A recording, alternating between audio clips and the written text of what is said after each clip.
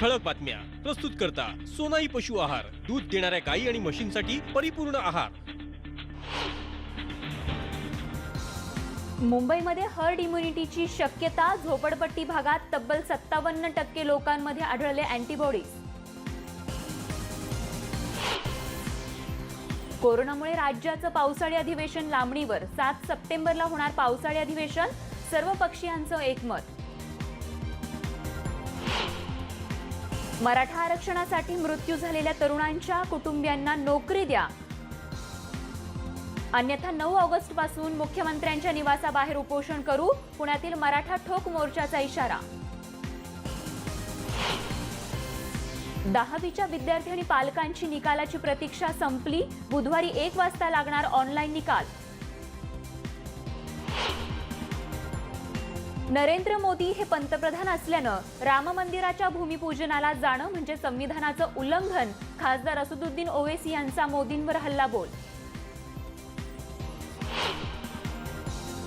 आणि ऑगस्ट महिन्यात तब्बल 12 दिवस बँकांना सुट्टी, सणामुळे बँका राहणार बंद, आताच बँकांची कामं उरकून घ्या।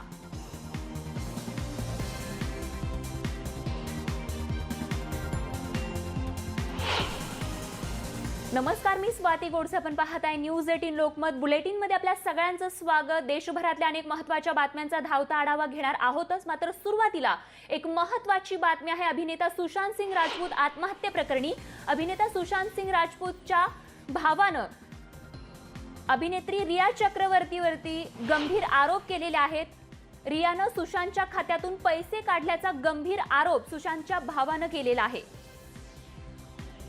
सुशांतच्या आत्महत्येप्रकरणी सीबीआय चौकशी व्हावी अशी देखील मागणी त्यानं केलेली आहे। या घडीची सुशांत आत्महत्येप्रकरणाची एक महत्त्वाची मोठी अपडेट आपण पाहतोय। सुशांतच्या भावानं रिया चक्रवर्ती या अभिनेत्रीवरती गंभीर आरोप केलेला आहे।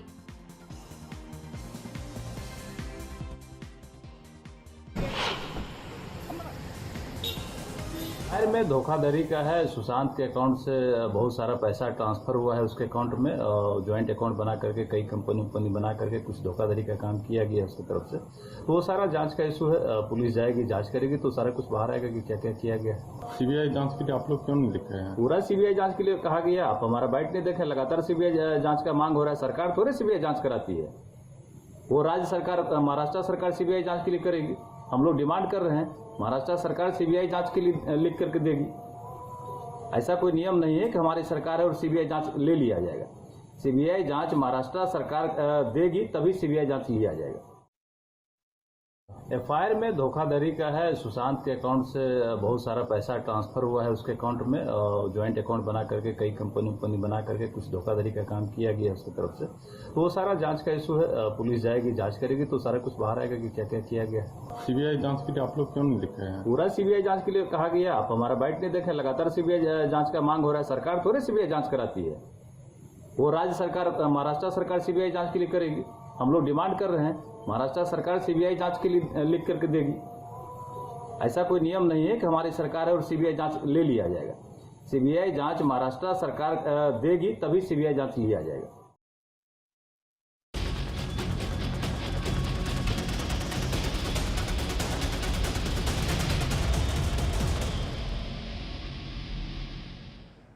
आणि आता बघूयात राज्यासह देशभरातल्या महत्त्वाच्या बातम्यांचा वेगवान आढावा। सुरुवात करूया कोरोना संदर्भातल्या महत्त्वाच्या बातमीनं।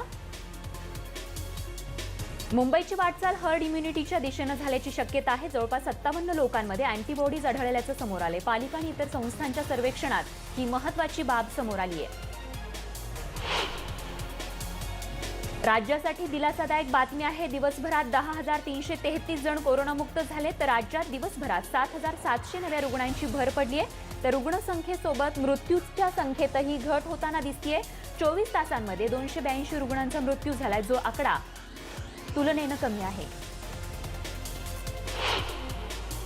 पावसाळी अधिवेशन पुढे ढकलण्यात आलंय। आता 7 सप्टेंबर रोजी अधिवेशन होणार आहे। विधान भवनात झालेल्या कामकाज सल्लागार समितीच्या बैठकीत हा निर्णय घेण्यात आलाय। बैठकीला मुख्यमंत्र्यांसह कॅबिनेट मंत्री आणि विरोधी पक्षाचे नेते उपस्थित होते। शिवसेनेकडून भाजपला किंवा भाजपकडून शिवसेनेला कोणताही प्रस्ताव नाही. आमचं ठरलंय, आम्ही एकटे लढणार आहोत असं स्पष्टीकरण विरोधी पक्षनेते देवेंद्र फडणवीस यांनी दिलंय.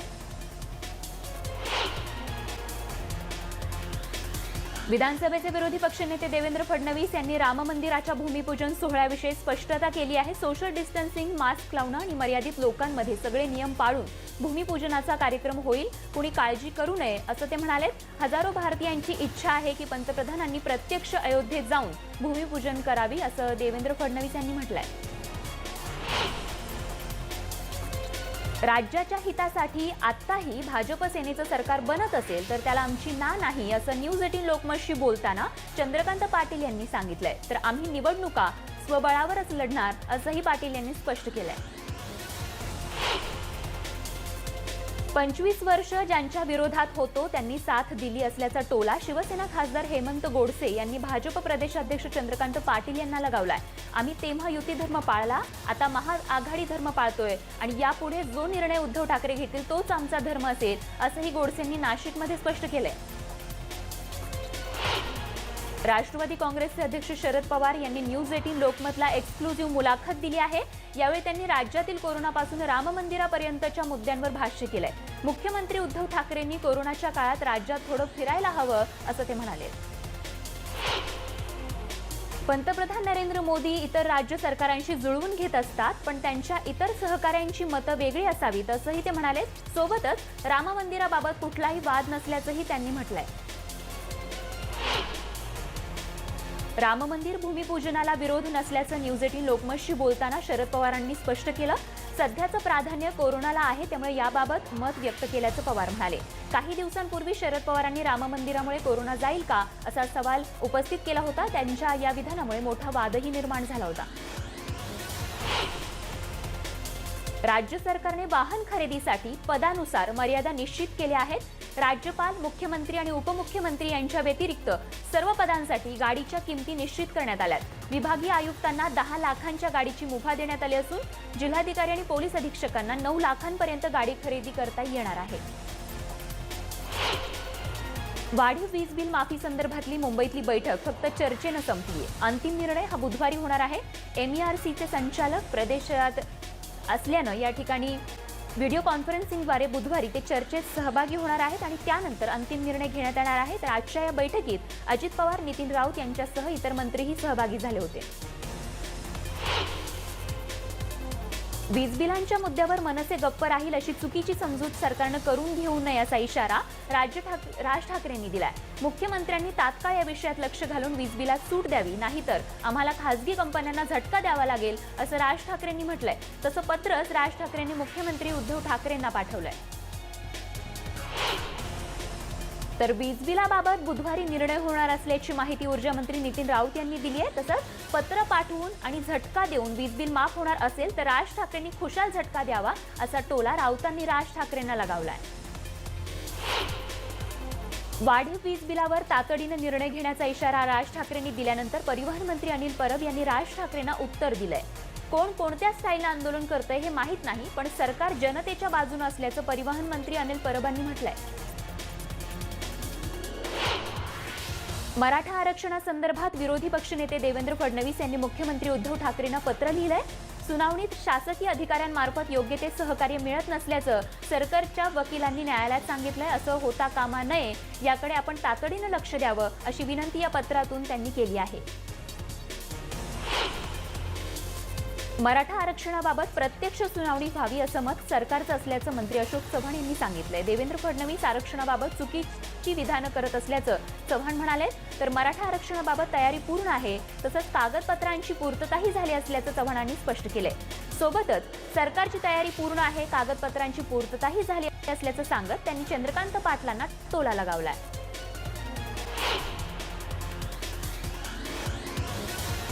आरक्षणाच्या मागणीसाठी आत्महत्या करणाऱ्या तरुणांच्या कुटुंबियांना 9 ऑगस्टपर्यंत नोकरी देण्याच्या आश्वासनाची अंमलबजावणी करा, अन्यथा 9 ऑगस्ट या क्रांती दिनापासून मुख्यमंत्र्यांच्या निवासस्थानाबाहेर उपोषणाला बसू असा इशारा पुण्यात मराठा क्रांती ठोक मोर्चानं दिला आहे. तसंच मुख्यमंत्र्यांना बाहेर पडू देणार नसल्याचा इशाराही त्यांनी दिलाय. एवढंच नाही तर एकाही मंत्र्याला रस्त्यावर फिरू देणार नसल्याचाही इशारा देण्यात आलाय. बकरी ईदच्या वादात आता भाजपनंही उडी घेतलीय. बकरी ईदच्या मुद्द्यावर बैठका घेण्यावरून भाजपनं सरकारवर टीका केली आहे. बकरी ईद साजरी केल्यामुळे कोरोना जाणार आहे का असा सवाल भाजपचे अतुल भातखळकर यांनी केलाय. तर बकरी ईदबाबत शरद पवार बैठका का घेतायत असा सवालही त्यांनी उपस्थित केलाय. 10वीच्या विद्यार्थ्यांसाठी मोठी बातमी आहे. 10वीचा निकाल बुधवारी दुपारी ऑनलाईन जाहीर होणार आहे. दुपारी 1 वाजता निकाल विद्यार्थ्यांना पाहता येणार आहे. तर एकूण विद्यार्थी संख्या ही 17,65,000 वर आहे. कुणी कितीही आक्षेप घेतला तरी चंद्रपूरमध्ये शाळा सुरू करणारच असं विधान पालकमंत्री विजय वडेट्टीवार यांनी केलंय. ज्या गावात आणि शाळेत कुणीही क्वारंटाईन नसेल तिथे जिल्हा परिषदेची शाळा सुरू करणार असल्याचं वडेट्टीवारांनी स्पष्ट केलंय. कोरेगाव भीमा दंगल प्रकरणी आणखीन एकाला अटक करण्यात आली. NIAनं प्राध्यापक हनी बाबू यांना अटक केल्याची माहिती दिलेली आहे. माओवाद्यांशी संबंध असल्याच्या आरोपाखाली त्यांनाही अटक करण्यात आली आहे.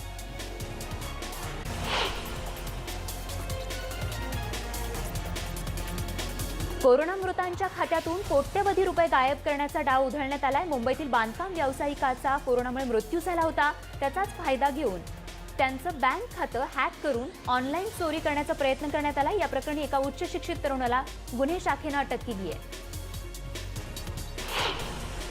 कोरोना मृताच्या घरावर चोरट्यानं डल्ला मारल्याची घटना समोर आली आहे. कोरोनामुळे मृत्यू झालेल्या महिलेवर दशक्रिया होण्याआधीच त्या घरात घरफोडी करण्यात आली आहे, ज्यामध्ये 6 लाखांचा ऐवज चोरीला गेलाय. जालन्यातील रामनगर परिसरातली ही धक्कादायक घटना आहे.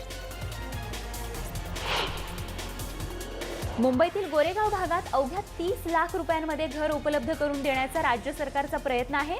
केंद्र सरकारच्या अंतर्गत येणाऱ्या पंतप्रधान मंत्री आवास योजनेअंतर्गत गोरेगाव परिसरात योजना सुरू करण्याबाबतच्या हालचाली राज्य सरकारच्या पातळीवर सुरू आहेत अशी माहिती गृहनिर्माण मंत्री जितेंद्र आव्हाड यांनी दिली आहे. जुन्या पद्धतीनं असलेला 7/12 आता तुम्हाला नव्या आणि सुटसुटीत स्वरूपात मिळणार आहे. राज्य सरकार लवकरच साधा आणि सोपा असा 7/12 तयार करणार आहे. सध्या सगळे व्यवहार हे संगणकाच्या माध्यमातून होत आहेत, त्यामुळे काळाची गरज लक्षात घेत नवीन 7/12 तयार करण्यात येणार आहे. लिफ्टच्या जागेतून माल भरताना तोल जाऊन खाली पडल्यानं कामगाराचा दुर्दैवी मृत्यू झालाय. 3ऱ्या मजल्यावरून खाली पडल्यानं कामगार ओमकार गुप्ता याचा मृत्यू झालाय. ही घटना सीसीटीव्हीत कैद झाली आहे. डोंबिवलीतील MIDCच्या नवजीवन टेक्सटाईल कपडा मिलमधली ही घटना आहे. चालत्या ट्रेनमधून उतरण्याचा प्रयत्न एका प्रवाशाच्या जीवावर बेतला असता मात्र रेल्वे पोलिसांच्या सतर्कतेमुळे या प्रवाशाचा जीव वाचलाय. कामयानी एक्सप्रेसमधून एका प्रवाशानं खाली उतरण्याचा प्रयत्न केला, मात्र त्याचा पाय सटकून तो खाली पडला. यावेळी प्लॅटफॉर्मवर उपस्थित असलेल्या रेल्वे पोलिसांनी प्रसंगावधान दाखवत त्यांना वाचवलंय. कल्याण रेल्वे स्टेशनवरची ही घटना सीसीटीव्हीत कैद झाली आहे. बातमी पावसासंदर्भात. मुंबईकरांसाठी पुढचे काही तास धोक्याचे आहेत, कारण मुंबईमध्ये मुसळधार पाऊस कोसळण्याचा अंदाज वर्तवण्यात आलाय. त्यामुळे हवामान विभागानं मुंबईसाठी पावसाचा येलो अलर्ट जारी केलाय. तर संपूर्ण राज्यात पुढच्या 2 दिवसांमध्ये मुसळधार पाऊस होणार असल्याची माहिती हवामान खात्याकडून देण्यात आली आहे. विशेष करून मुंबई आणि मराठवाड्यात पावसाचा जोर आणखी वाढणार असल्याचं हवामान विभागाकडून सांगण्यात आलंय. मुंबईकरांसाठी एक दिलासादायक बातमी. मुंबईला पाणी पुरवठा करणारा तुळशी तलाव भरून वाहू लागलाय. मुंबईला पाणी पुरवठा करणाऱ्या तलावांपैकी हे सर्वात लहान तलाव आहे. सोमवारी दुपारी 12 वाजता हा तलाव भरला. तर गेल्या वर्षी 12 जुलैलाच हा तलाव भरला होता. मात्र यंदा पाऊस कमी असल्यानं तलाव भरण्यास उशीर झालाय. 8,046 दशलक्ष लिटर इतकी या तलावाची क्षमता आहे. पोहण्यासाठी गेलेले 2 तरुण धरणात बुडाले होते, मात्र तातडीनं ग्रामस्थांनी तिकडे धाव घेऊन या दोघांना दोरीच्या मदतीनं वाचवलंय. जळगाव जिल्ह्यातील यावला तालुक्यातील सुकी धरणात दोघे तरुण पोहण्यासाठी गेले होते, त्यावेळी ही घटना घडली.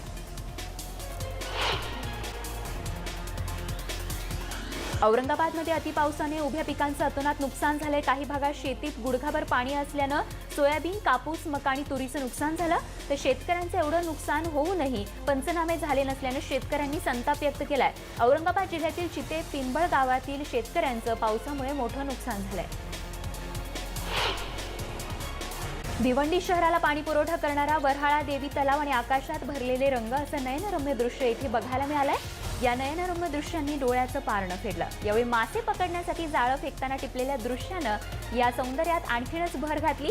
तर श्रावण महिन्यात निसर्गाचं हे सौंदर्य अधिकच खुलतं, त्यामुळे सध्या निसर्ग आपल्या रंगांची उधळण करताना बघायला मिळतोय।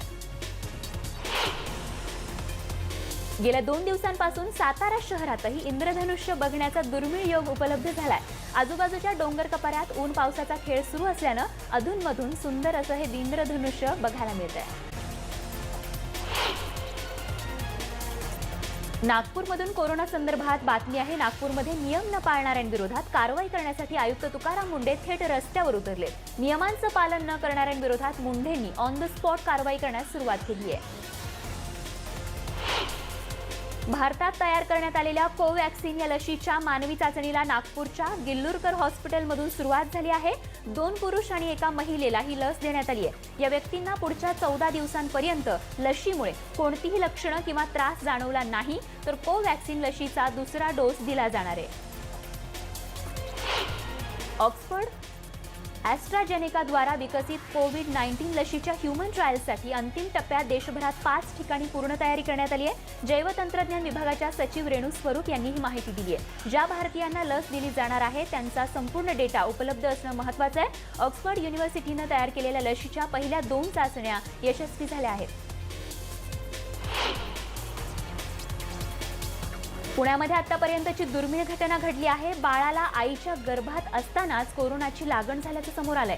ही देशातली पहिलीच घटना आहे। यापूर्वी बाळाला प्रसूतीनंतर कोरोनाचा संसर्ग झाल्याच्या घटना घडल्या आहेत, मात्र गर्भात असतानाच कोरोनाचा संसर्ग झाल्याची ही देशातली पहिली घटना असल्याचं ससूनच्या अधिष्ठातांनी म्हटलंय। हिंगोली जिल्ह्यात कोरोनाचा संसर्ग झपाट्यानं वाढतोय। त्यातच 5 दिवसांपूर्वी सिझेरियन करून प्रसूती झालेल्या 19 वर्षीय ओल्या बाळंतीणीला कोरोना झाल्याचं समोर येताच तिला चक्क रुग्णालयातून बाहेर काढण्यात आलंय। हा धक्कादायक प्रकार वसमत इथल्या शासकीय महिला रुग्णालयात घडलाय। कोरोनावर लस आल्यास नवी मुंबई मनपानं लस त्वरित विकत घेऊन सामान्य नवी मुंबईकरांना ती उपलब्ध करून द्यावी अशी मागणी आमदार गणेश नाईकांनी पालिका आयुक्त अभिजित बांगर यांच्याकडे केली आहे। बुलढाणा जिल्ह्यातील शेगाव शहरातील उपजिल्हा रुग्णालयातील कर्मचाऱ्यांना कोरोनाची लागण झाल्याचं समोर आलंय।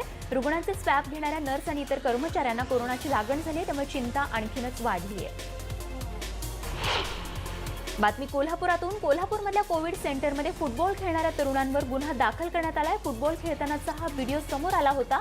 कोडोली पोलिसांनी फुटबॉल खेळणाऱ्या तरुणांवर गुन्हा दाखल केलाय। नालासोपारा इथल्या रेल रोको आंदोलनाची पुनरावृत्ती अखेर डोंबिवली स्थानकात झाली अशा आशयाचा फेक व्हिडिओ डोंबिवलीत पसरवण्यात आला होता, मात्र आंदोलनाची शहानिशा न करता हा व्हिडिओ पसरवण्यात आलाय।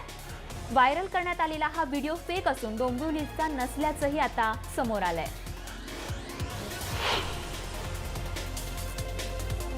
नाशिक जिल्ह्यातील येवला तालुक्यात कोरोना रुग्ण संख्येत वाढ होत आहे, त्यामुळे पालकमंत्री छगन भुजबळ यांनी येवल्यातील अधिकाऱ्यांची बैठक घेऊन कोरोना आटोक्यात आणण्यासाठी अधिकाऱ्यांना सूचना केल्या आहेत।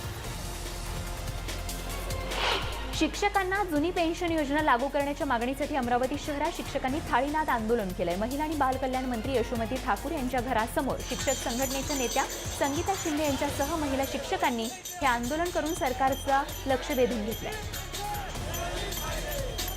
कोरोनामुळे नागरिक आर्थिक संकटात सापडले, त्यामुळे सरकारनं नागरिकांसाठी विविध योजना लागू करून त्यांना मदत करण्याच्या मागणीसाठी साताऱ्यात वंचित बहुजन आघाडीनं आंदोलन केलं। वीज बिल माफ करावं आणि आरोग्य योजनेसाठी आंदोलन करण्यात आलंय। कोरोनाचा फैलाव रोखण्यासाठी बीडमधील एका शिक्षकानं जुगाड करून यंत्र तयार केलंय। Auto handwash machine Bhausaheb Rane यांनी तयार केलंय। त्या माध्यमातून कशालाही स्पर्श न करता साबणाचं पाणी लिक्विड सोप हातावर पडत आहे। नक्षलवाद्यांकडून साजरा करण्यात येणाऱ्या शहीद नक्षल सप्ताहाला उत्तर देण्यासाठी गोंदिया पोलिसांकडून नक्षल दमन सप्ताह करण्यात येतोय। आदिवासींना सामाजिक संस्थेकडून या पार्श्वभूमीवरती सॅनिटायझर, मास्क आणि इतर साहित्यांचंही वाटप करण्यात आलंय। गडचिरोलीमध्ये गेल्या 3 जुलैच्या चकमकीत गट्टा दलमच्या उपकमांडरचाही मृत्यू झालाय। माओवाद्यांच्या पत्रातून उपकमांडर अमोल पोयांचा मृत्यू झाल्याचं समोर आलंय। 3 जुलै रोजी झालेल्या चकमकीत अमोल ठार झालाय। कांद्याला योग्य भाव मिळावा यासाठी राज्य कांदा उत्पादक शेतकरी संघटनेनं कृषी मंत्री, पालकमंत्री आणि खासदारांना फोन करो आंदोलन केलंय. मनमाडमधील कांदा उत्पादक शेतकऱ्यांनी कांद्याला 20 रुपये प्रति किलो भाव देण्याची मागणी केली आहे. रोहा तालुक्यात तांबडी इथे एका 14 वर्षीय मुलीवरती बलात्कार करून तिची निर्घृणपणे हत्या केल्याची घटना घडली होती. विधान परिषदेचे विरोधी पक्षनेते प्रवीण दरेकर यांनी घटनास्थळाला भेट दिली. तसंच त्या पीडित मुलीच्या कुटुंबियांची घरी जाऊन भेट घेत त्यांचं सांत्वन केलंय. आरोपींना कठोर शासन झालं पाहिजे अशी मागणीही त्यांनी केली आहे. जुन्नरमधील ओझरमध्ये विघ्नहर गणपती मंदिरात चोरी झालेली आहे. चांदीची छत्री आणि दानपेटी चोरीला गेली. पहाटे 2 आणि 3च्या दरम्यान ही चोरी झाल्याची माहिती मिळते. ओझरचा गणपती हा अष्टविनायकांपैकी एक आहे. दरवर्षी हजारो भाविक या गणपतीचं दर्शन घेण्यासाठी येत असतात, पण या चोरीमुळे मंदिराच्या सुरक्षेचा प्रश्न पुन्हा निर्माण झालाय. एक दिवसाच्या स्त्री जातीच्या अर्भकाला कचऱ्यात फेकून दिल्याप्रकरणी आता नराधमाला अटक करण्यात आली आहे. कल्याणशीळ रोडवर रस्त्याच्या कडेला कचऱ्यात या बाळाला फेकून देण्यात आलं होतं. याची बातमी सर्वप्रथम न्यूज 18 लोकमतनं दाखवली होती. आरोपी रोशन चौधरीला अटक करण्यात आली आहे. चोरीची तब्बल 26 वाहनं चंद्रपूर पोलिसांच्या स्थानिक गुन्हे शाखेनं जप्त केली आहेत. या प्रकरणी चंद्रपूर पोलिसांनी दोघांना अटक केली, तर दागिने आणि रोख रक्कम पळवल्याप्रकरणी दोघांना अटक करण्यात आली आहे. एमआयएमचे खासदार असदुद्दीन ओवैसी यांनी पंतप्रधानांवरती टीका केली आहे. पंतप्रधानांनी भूमिपूजनाच्या कार्यक्रमाला जाणं हे संविधानाच्या शपथे विरोधातील आहे असं मत ओवैसी यांनी व्यक्त केलं आहे. तर राम मंदिराच्या भूमिपूजनाच्या कार्यक्रमाला पंतप्रधान नरेंद्र मोदी 5 ऑगस्टला सकाळी 11:30 वाजता अयोध्येत दाखल होणार आहेत. भूमिपूजन सोहळ्याचं 200 जणांना निमंत्रण दिलं जाणार असल्याची माहिती मिळतेय. तर मोदी यावेळी हनुमानगढी आणि रामजन्मभूमीला भेट देणार असल्याचंही कळतंय. अयोध्येत सध्या एकीकडे राम मंदिराच्या भूमिपूजनाची जय्यत सुरू आहे, तर तिथेच दुसरीकडे रक्षाबंधनाचा उत्सव येतोय आणि रक्षाबंधनाच्या दिवशी पंतप्रधान मोदी, योगी आदित्यनाथ तसंच इतरही बडे नेते या परिसरात हजर असणार आहेत आणि त्यामुळे त्यांच्यासाठी रक्षाबंधनाची खास तयारी सुरू असून खास राख्या या ठिकाणी बनवल्या जात आहेत. भारतीय वायुदलानं राफेल विमानांना हवेतच इंधन भरतानाचे फोटो शेअर केले. फ्रान्सपासून अंबाला दरम्यानच्या या प्रवासात फ्रान्सच्या वायुदलाच्या मदतीनं राफेलमध्ये इंधन भरण्यात आलंय. बुधवारी 5 राफेल विमानं भारतात दाखल होणार आहेत. बातमी सोन्याच्या भावासंदर्भात. अवघं जग कोरोनाच्या मगरमिठीत अडकलं असताना दुसरीकडे सोन्याचा दर दररोज नवनवे उच्चांक गाठतोय. मंगळवारी सोनं तब्बल 54,000च्या पार पोहोचलंय, तर दिवाळीपर्यंत सोन्याचे भाव वाढून ते 56,000 प्रति तोळा जाऊ शकतात असाही अंदाज वर्तवला जातोय. ऑगस्टमध्ये 12 दिवस बँका बंद राहणार आहेत. ऑगस्ट महिन्यात अनेक राष्ट्रीय आणि स्थानिक सण उत्सव असल्यामुळे बँका जवळपास 12 दिवस बंद राहणार आहेत. त्यामुळे सुट्ट्या लक्षात घेऊन नागरिकांनी आपल्या आर्थिक कामांचं नियोजन करावं लागणार आहे.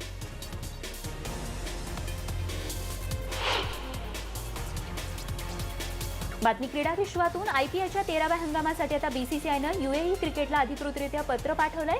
यूएई क्रिकेटनं याबाबत ट्विटरवरून माहिती दिली. आयपीएलच्या आयोजनासाठी बीसीसीआयनं पाठवलेलं पत्र यूएई क्रिकेटला मिळालं असल्याचं या ट्विटमध्ये म्हटलंय. दरम्यान केंद्र सरकारच्या परवानगीनंतर आयपीएलच्या वेळापत्रकाची घोषणा केली जाणार आहे. कोलकाता शहरातील वाढती कोरोनाबाधित रुग्णसंख्या पाहता ऐतिहासिक ईडन गार्डन्स मैदानाचा वापर आता कोविड सेंटर म्हणून करण्यात येणार आहे. ईडन गार्डन्स मैदानातील गॅलरी भागात कोविड सेंटरची उभारणी करण्यात येणार आहे.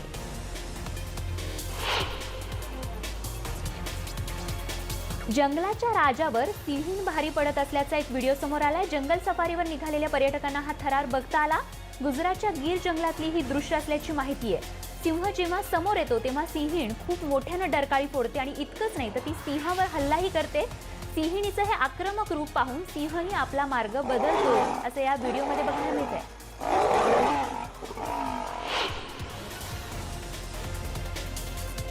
आसामच्या नागरिकांना पुराचा सामना करावा लागतोय. दरम्यान आसामच्या मोरीगाव जिल्ह्याच्या मयूंगमध्ये एक गेंडा आपल्या पिलासोबत बघायला मिळाला. पोबितोरा वन्यजीव अभयारण्यामध्ये खाद्याची कमतरता भासू लागली, त्यामुळे हे वन्य प्राणी आता मानवी वस्तीत जाऊ लागले अशी माहिती वन अधिकाऱ्यांनी दिली आहे.